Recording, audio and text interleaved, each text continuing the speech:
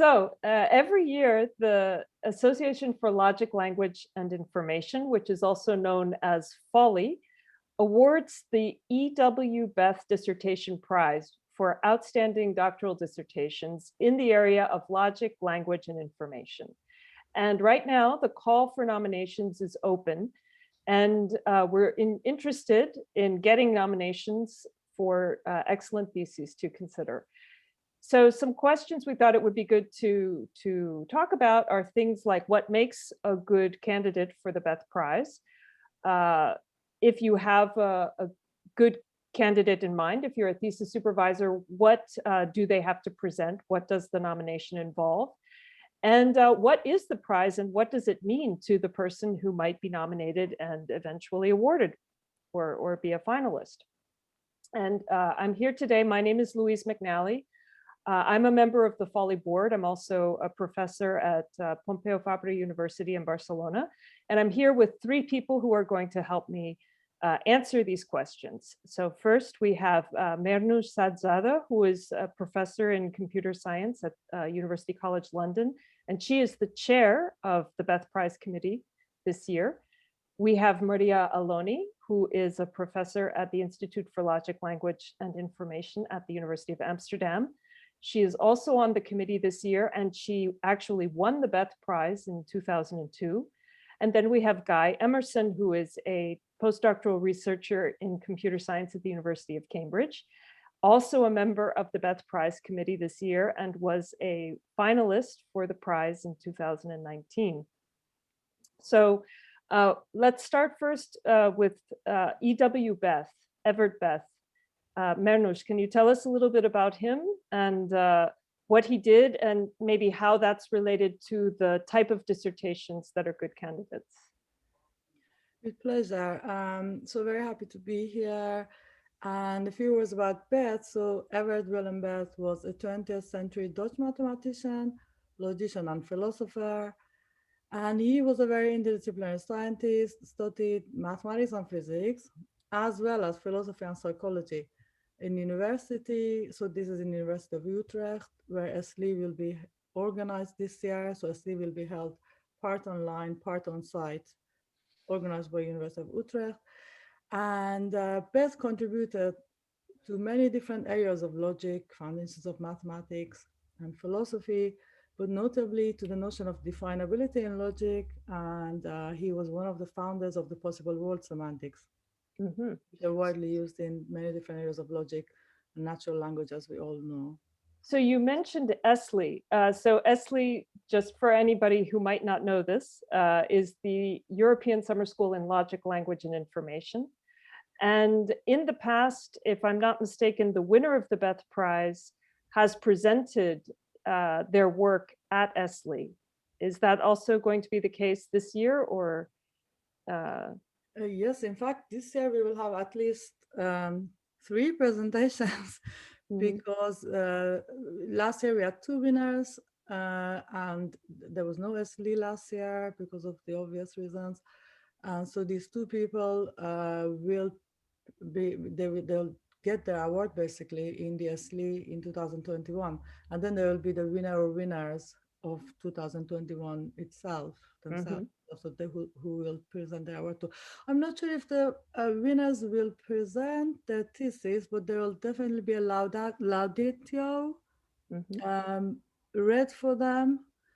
So the prize will be awarded by the chair of FoLLI. So this is Larry Moss during the final ceremony of FoLLI.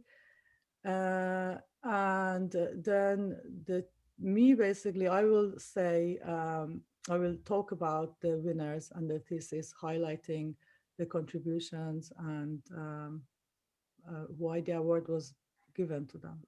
All right. And so the prize itself, we haven't talked about that yet. It consists in one of the things is that they get to make this presentation, which can be for quite a large audience because many people go to FoLLI, usually several hundred people. And what else is involved in the prize? What else does the winner get? There, like all prizes, will be a certificate. There's a donation of 3,000 euros provided by the Beth Foundation. If there's more than one winner, then this will be divided amongst them. And there will also be an invitation to publish the dissertation in the FoLLI Springer publication series. All right, so that's actually quite a lot of things, right? Opportunity for publication, for presentation. So a good way to get your thesis out there, and then also a financial award. So let's talk a little bit about what's involved in a nomination and also the experience of being nominated. So Guy, why don't you tell us a little bit about that? What was it like to be nominated? Well, it really felt like an honor to be nominated, because you know, the quality of dissertations that I've won in the past has been very high. So something I felt like it was really an affirmation of what I was doing. So I think, you know, it's very easy to get a sense of imposter syndrome where, you know, you don't know whether your work really, you know, measures up. So it was really, you know, it was really an affirmation to be nominated in the first place. Although, of course, after you've you know, got over that feeling, you then realize you need to actually finish the application, which does have some steps that do take some time. So it's something that a supervisor who is thinking of nominating a student needs to approach the student early on so that they have time to prepare all of the different documents. So one thing is you need to have this 10-page summary of the thesis, which is much longer than an abstract, and it's also a kind of document that the student probably hasn't already written, because it needs to be something which is understandable to everyone in the prize committee. So, and that's including people who are working in these different areas of language, logic, information. So even if you're working in, you know, maybe your work is relevant for maybe 2 of those rather than necessarily all 3, but the summary needs to be relevant or understandable, needs to be understandable to everyone in the committee. And then the other thing you need to prepare was the you need to approach 2 people to write a reference for the thesis.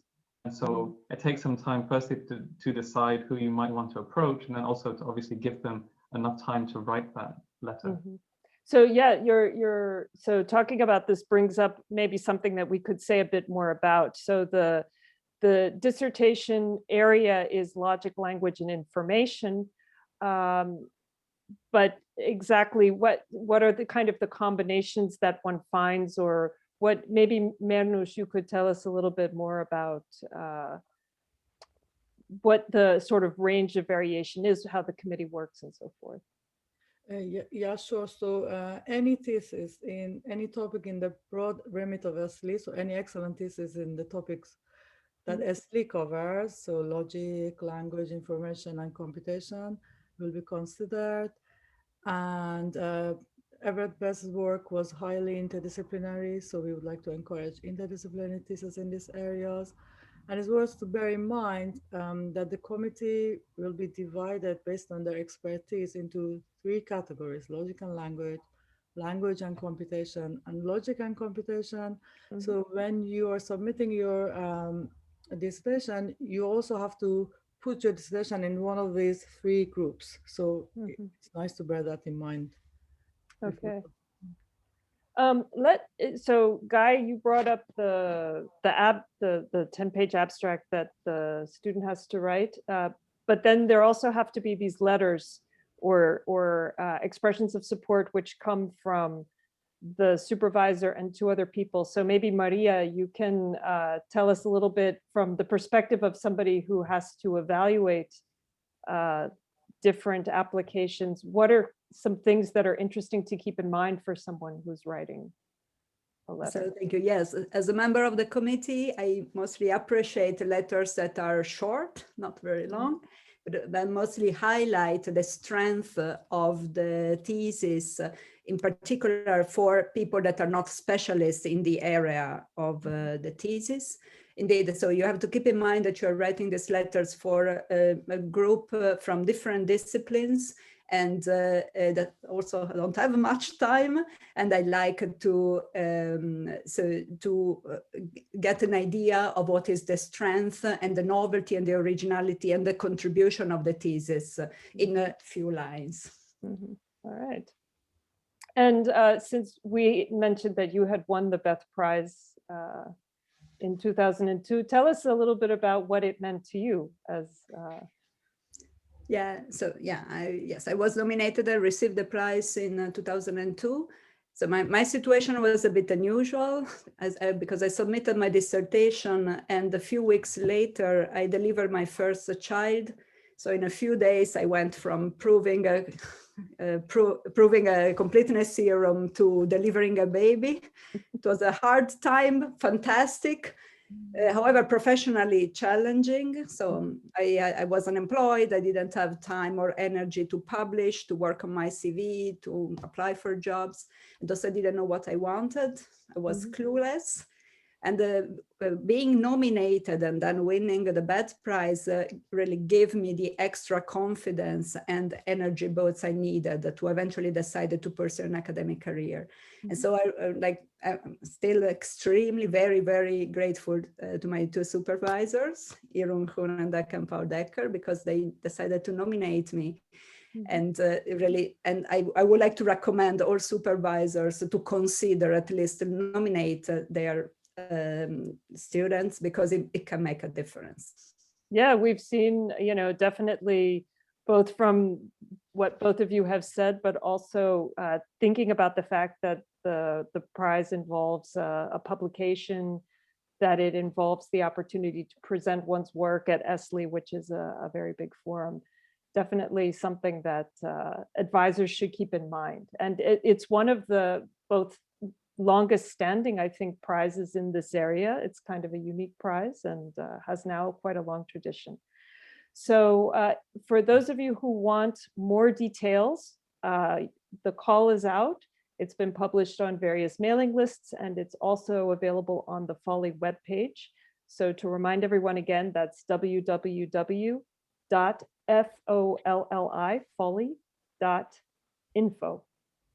And we look forward to nominations.